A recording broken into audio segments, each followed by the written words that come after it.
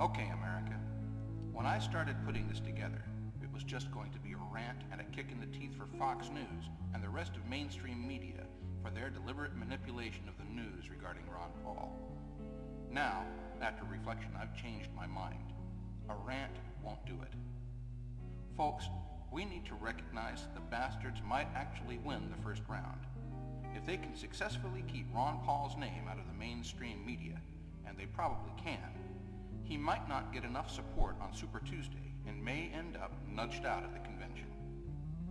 We all know he does not want to run as an independent, so if the bastards get their way, that leaves us up the creek, right? Wrong. Ron Paul's biggest weakness is the fact that he needs wide coverage to be a viable candidate, and the internet is not yet up to the task. We still have too many sheeple watching Fox, CNN, ABC, NBC, and CBS, all believing they're getting the truth. So here's my thinking. There are actually quite a lot of us out there.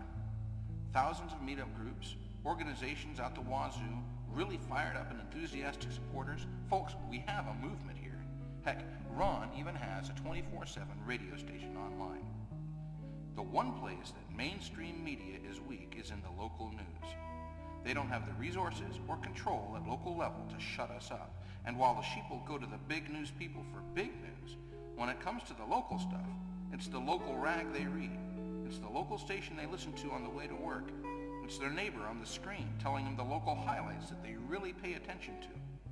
This stuff is happening where they live, and it's where our voice is the loudest. Mainstream media can't control Main Street USA, and that's where we are. That's where we make a big difference. So here's a novel idea. Now that we're gaining all this campaign experience, how about, while we're fighting to get Ron Paul into the White House, we get a few or even a bunch of Ron Paul Republicans into lesser offices? I see this as a win-win scenario. We can keep working for Ron Paul and get him into the White House. Meanwhile, we stack the rest of the government with people who think like we do, and not just federal. We should be thinking about taking over city councils, county seats, state legislatures, and governorships. Let's put our money where our mouths are, so to speak. What I mean is, how many of us are prepared to stand for public office as Ron Paul Republicans and take the government back by dint of numbers? While we're helping to put Ron Paul on the ticket, let's start planning for the rest of the country, too. Find out what seats are being contested this year in your district or state. Many small voices make a mighty roar. And that's what we need now, a mighty roar. There's a stiff battle ahead for us no matter what. We have a presidential candidate to nominate and then elect against the wishes of the mainstream media cartel and the Washington establishment.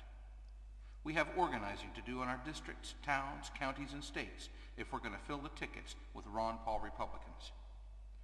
We have to choose our people, get them on the tickets, and then fight their corners too.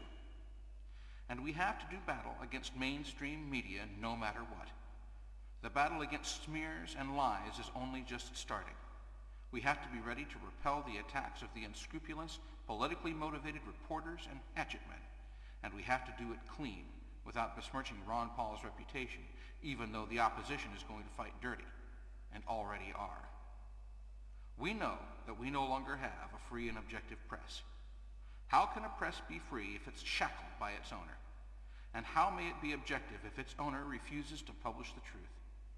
The rogue who owns the press may be free, but we, the people of the United States, are in bondage to a fraud. It has become blatantly obvious over the past year that there are powerful people in our country who have decided whom shall be our next president, and who are now going to great pains to ensure that decision is realized. We are the people to stop them, and in so doing, to reclaim much of the government at the same time. There are many seats up for re-election. 1/3 of all the U.S. Senate seats are open, for example, and all of the House of Representatives seats are open. State governors and legislators, county councilmen, mayors, selectmen, you name it, and there are bound to be seats up for election in your area. So get together in your areas.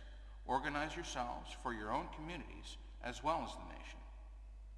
Let's take back our government, for you may rest assured they will not give it back willingly.